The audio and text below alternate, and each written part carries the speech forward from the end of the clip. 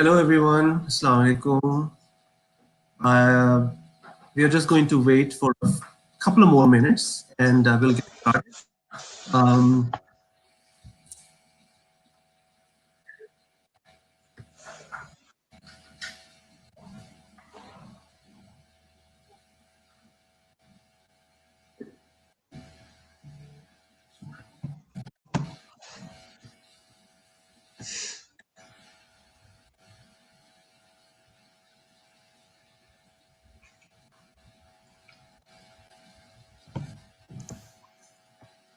okay. Hello everyone, Assalamu alaikum. My name is Faz Sayed. I am the president and CEO of Noyobi and OBE. Noyobi is working with university students and professionals and helping them, working closely with them in bridging the gap between universities and the employers.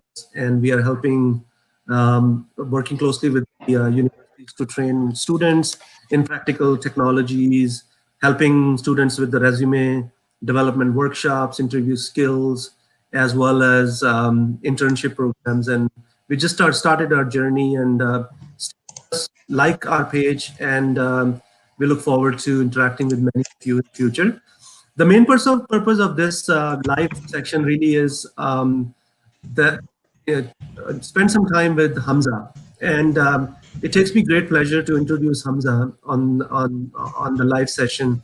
And the reason it's exciting for me is Hamza is a young and bright professional in cybersecurity, and you'll get to learn from him. And also, knowledge sharing is such an important aspect of what we do.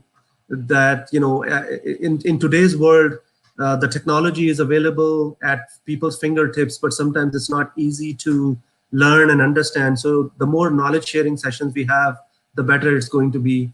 So I seem to have lost Hamza, so I'm going to get him back on track, and then we'll get started. Um, Looks like he's coming back online. So just give me another minute or so. Hamza, are you back?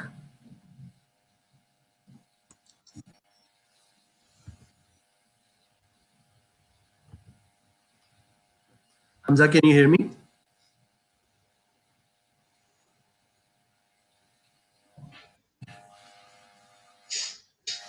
Yes, sir. Okay. So Hamza, why don't you take a minute, please, and introduce yourself and give us an idea about. Actually, there is a little issue, so that's why the connection dropped. No problem.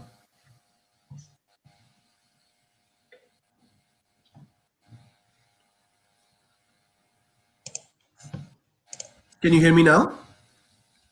Yes. So Hamza, tell us a little bit about yourself.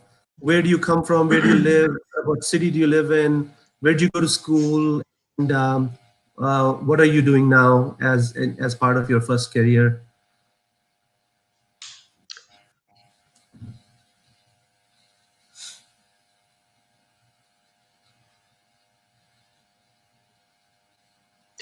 Okay, sir. First of all, Assalamu alaikum. And my name is Amir Hamza. And I got my metric pass from a government school, Government Islamia High School from Devna Mandi. It's a town in Gujarat city. And I passed my graduation from University of Central Punjab. And now I am working in programmer force uh, for 5 months.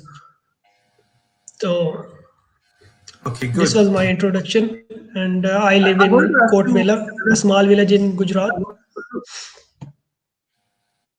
Okay, very nice. I wanted to ask you what interested you in cybersecurity.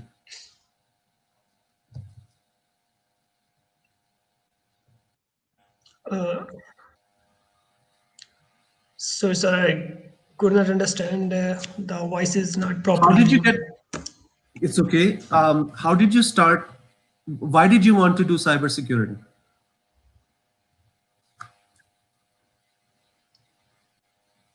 Yeah, actually, from when I passed my first semester, there was 3 years, 3 months of holidays, so I decided to start hacking. Just I know that from YouTube that people are doing pen testing and they're getting paid. So it was very hot topic in these days that they were talking about that incoming year this will be most highly paid jobs, and there are more job opportunities in this field. So that's why I decided to take this course, and I did CEH from Lahore.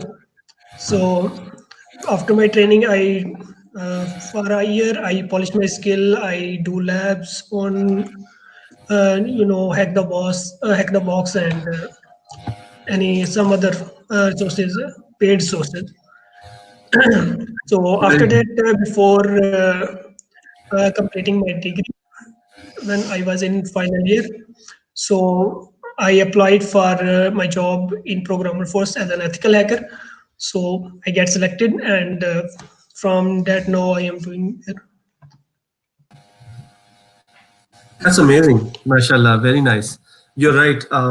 And the certification you talked about was so certified ethical hacker certification, which seems to be pretty hard. Yes, And one thing is also important to understand is cybersecurity worldwide is a field where there's been almost zero unemployment for many years. So that's another interesting reason and exciting reasons for people to get into the cybersecurity. yes, There's so much opportunity in this field. I live in America. I live in Chicago area, and even in US, there is so much opportunity for cybersecurity.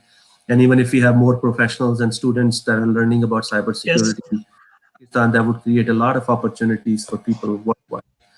Okay, that's really good. I also wanted to tell our yes. audience as we start the session was scheduled for 30 minutes, but I think we're going to need a little more time to hear from Hamza just to walk through the slides. So, Hamza, what are we going to talk about today?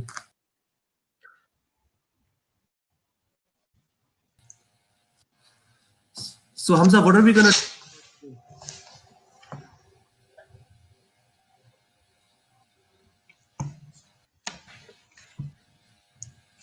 So I can start now.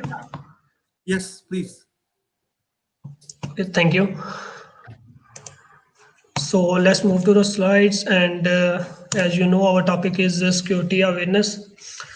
So basically, we will talk about phishing attacks and social engineering attacks specifically.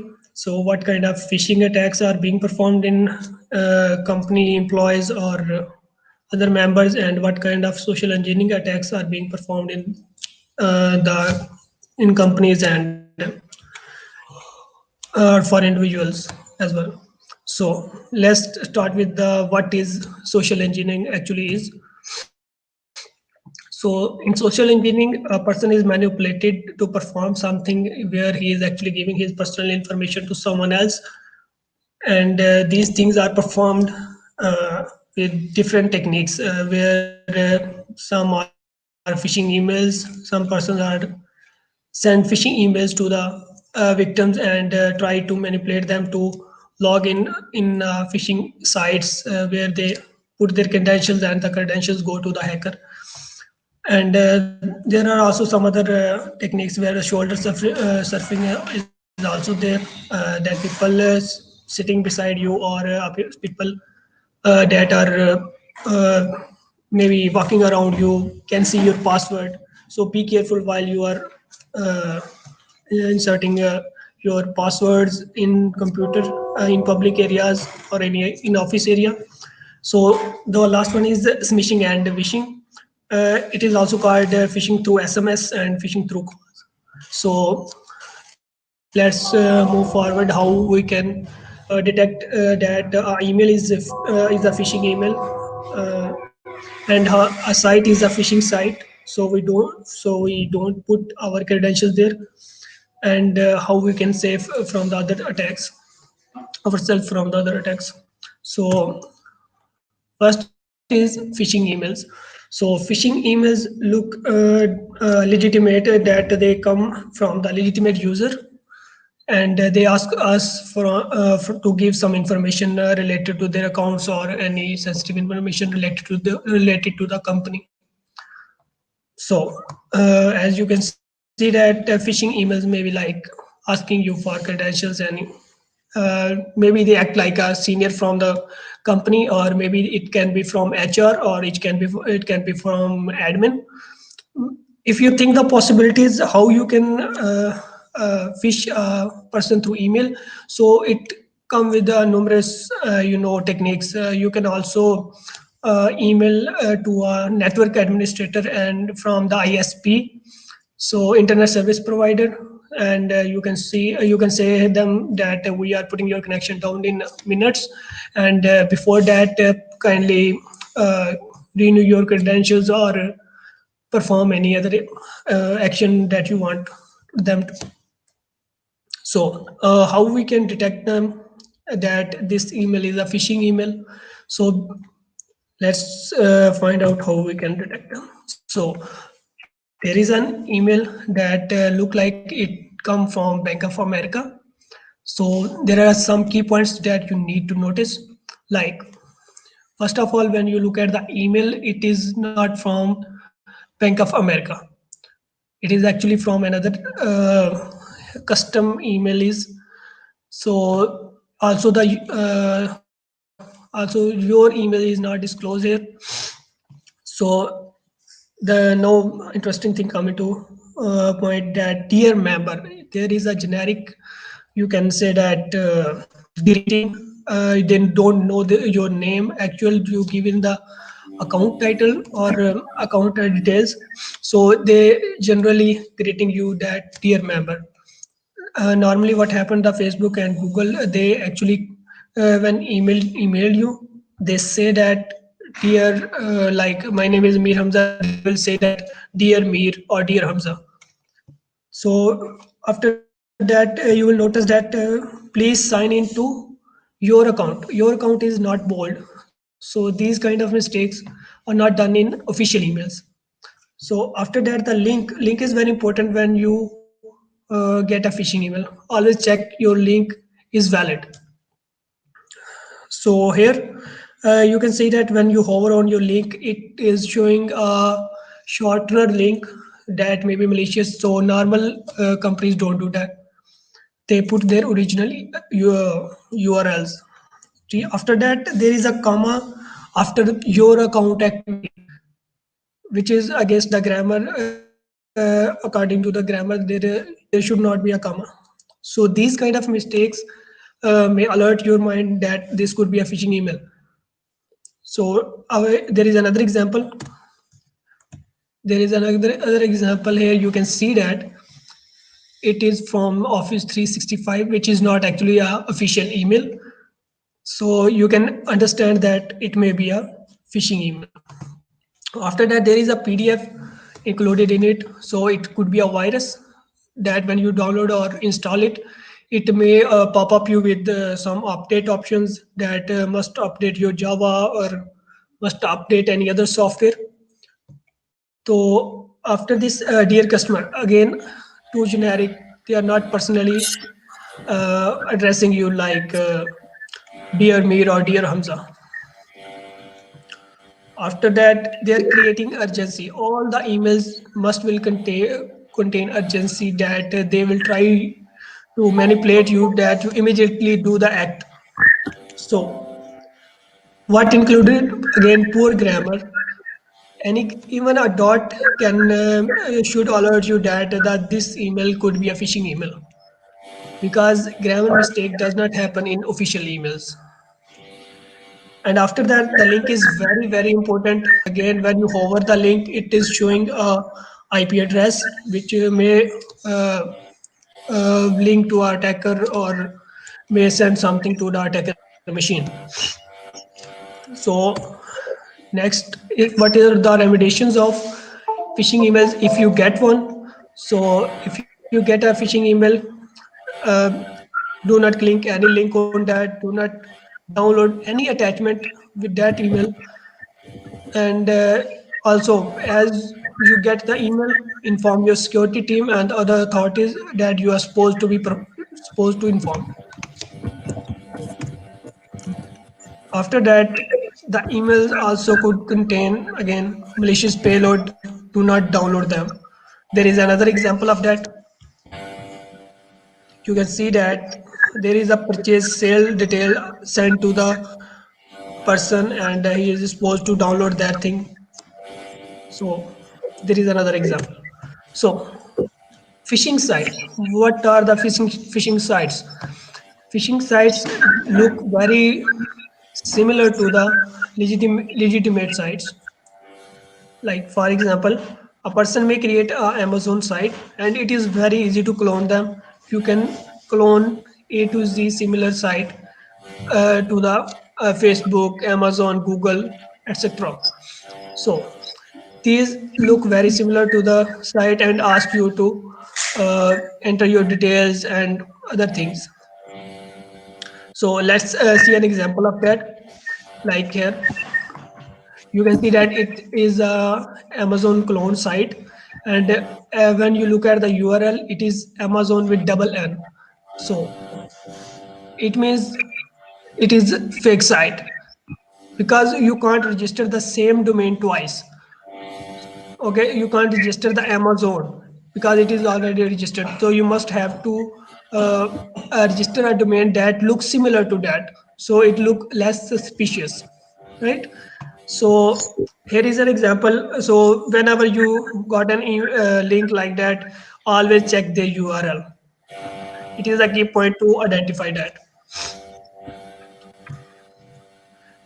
After that, there is smishing and phishing. Smishing is also known as phishing SMSs that you got on your phone, and phishing is also known as phishing calls.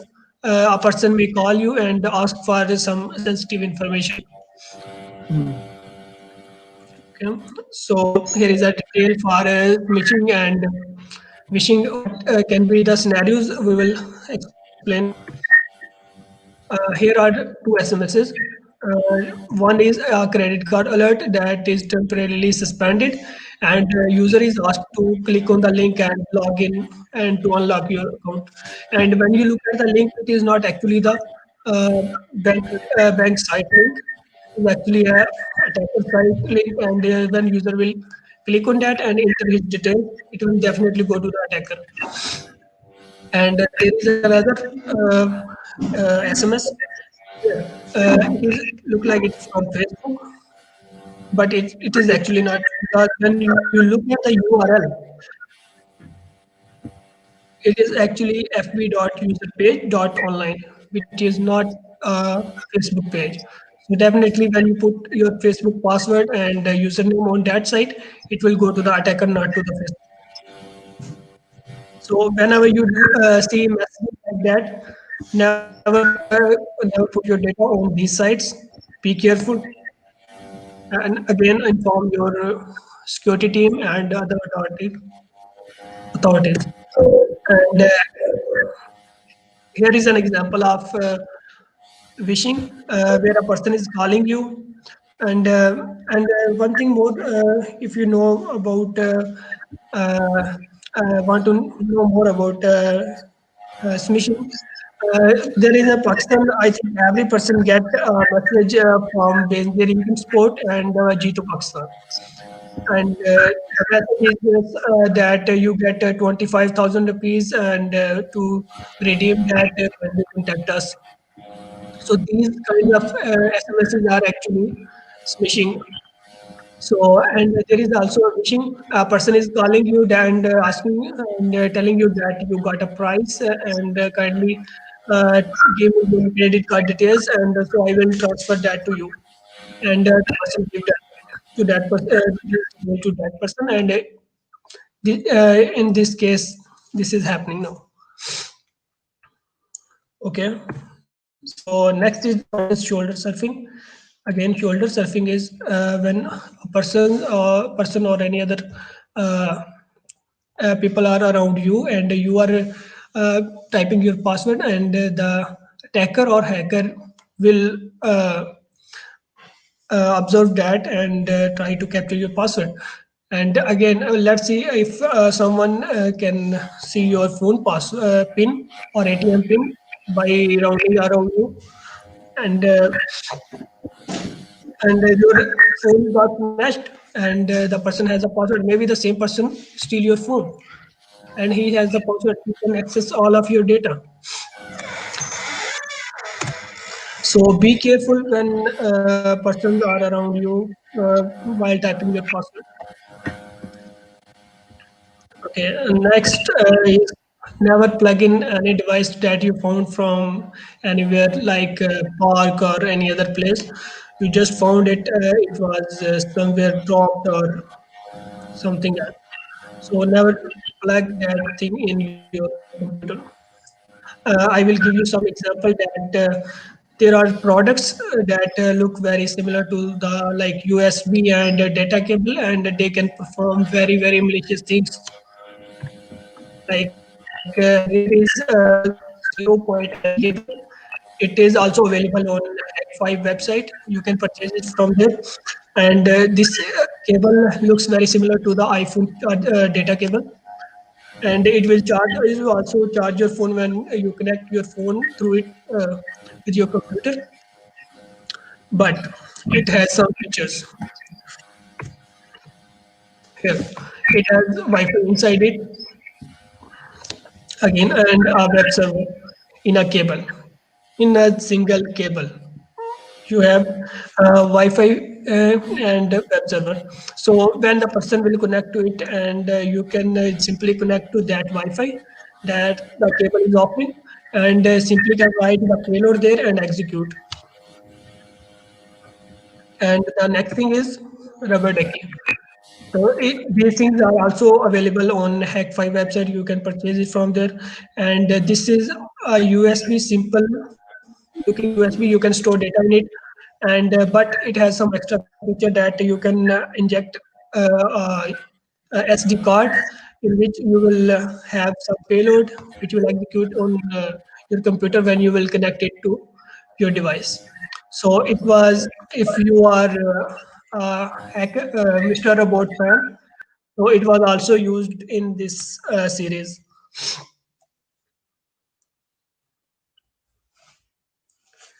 There is a short clip from the series, so you can see that.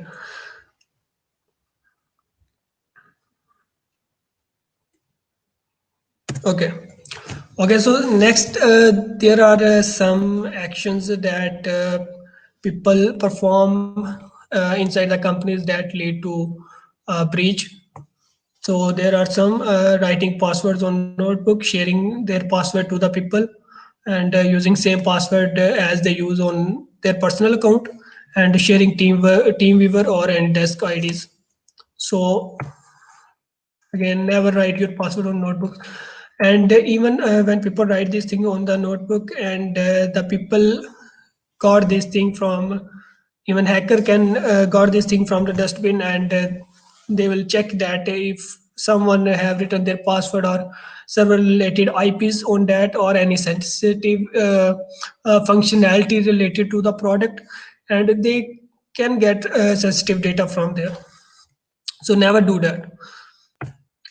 In case you have to write data on the notebook, like sensitive data, so always use a paper destroyer, and where you can destroy the paper, which will not be useful after that.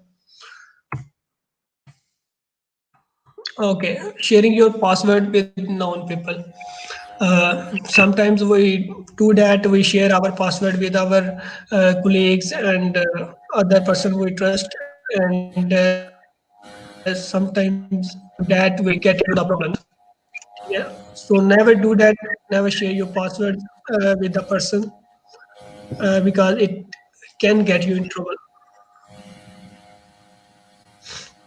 But if your password is used for something malicious, the whole responsibility will come on you that it was your account. So keep your friends close, but your passwords closer. Okay, again, never share TeamViewer ID and any desk ID to anyone, because TeamViewers and any desks are big risk. When you share their credentials to anyone, they can access your computer from anywhere. And next is using same password on personal and office accounts.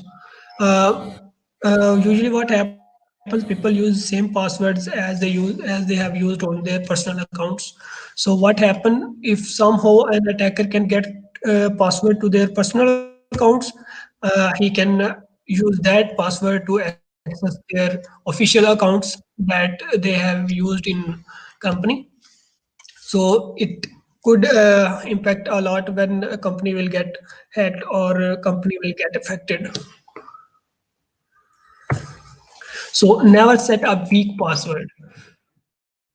So it happens in reality that people set a password like 1 2 3 4 5 6 7 8. If there is no policy set on the application to set a stronger password, people do that. So never ever do that, because hackers have a dictionary of passwords where these simple passwords are already written, and they can try these passwords on your account. And if you have a weak password, you are hacked. Like here is an example. The person is talking about what's the password to access SQL Server 10, and the girl said no idea, and he tried that, and it was the password. So now put these kind of simple passwords on your on your servers or computers. So next is do not use insecure or unnecessary browser extension. This is now happen a lot that we use extension in our daily life, and some extensions are really helpful, but some maybe not. So that's why always when you use an extension, do a research about it on Google, uh, check out its reviews, and then proceed. Never blindly install any extension, because these extensions are developed by different persons, maybe having different mindset. So this was the presentation for today. Thank you for your attention and time. Thank you, Hamza. Hamza, I have a couple of questions. By the way, there was a question on the chat. If you have a phishing attack, what do you do? If you have been exposed to a phishing account attack, what should you do? Yes, like you have put your credentials on the site that was provided in the phishing attack. Yeah, so basically you followed the step that the phishing attack wanted you to do. Now that you have been exposed, what you should do.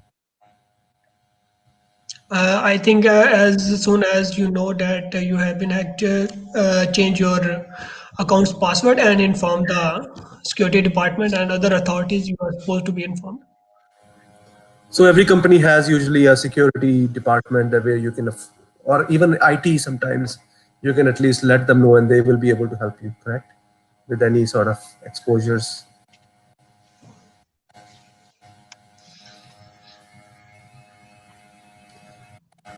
Hamza, I have another question. It's so difficult to remember all these passwords. What's the best way to manage it? Yes, and the company should also, I think, set a policy for emails that whenever they get email that it does not look normal, so the employee should confirm that from the uh, relative department.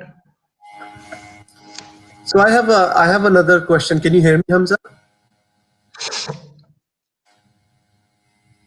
Yes, I can hear you. Hamza, and I this is very important. A lot of people, including me, have sometimes the same password on multiple accounts, and obviously it's not a good habit. But at the Yes, same time, these days we have so many passwords that we create in different places, and we cannot write it as well. What do you yes. recommend as for us to track all those passwords?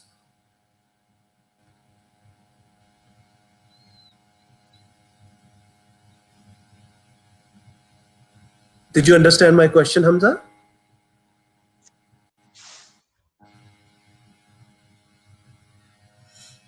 Okay, so you mentioned that you have a lot of accounts to handle, so you can't put every different password for every account.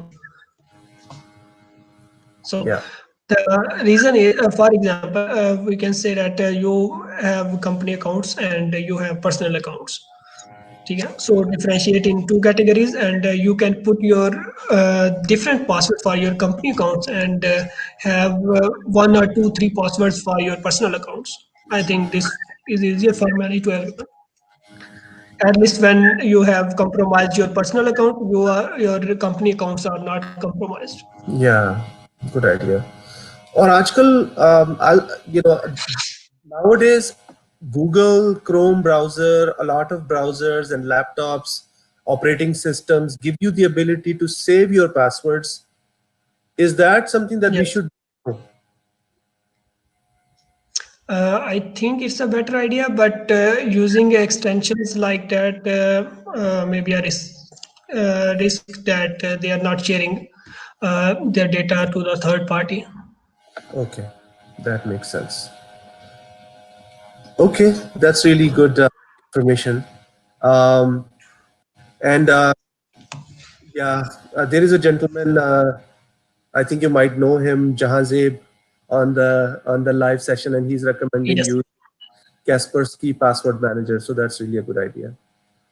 And I yes, would, because I think recently the I mean, I just got a notice that my stored passwords on Chrome were exposed, so I had to go through and like there were like 58 of different sites that got exposed, and I had to go and remove them and reset them. So that was pretty painful. So I will do that. Okay. That's really good. Thank you, Hamza. Thanks everybody for joining.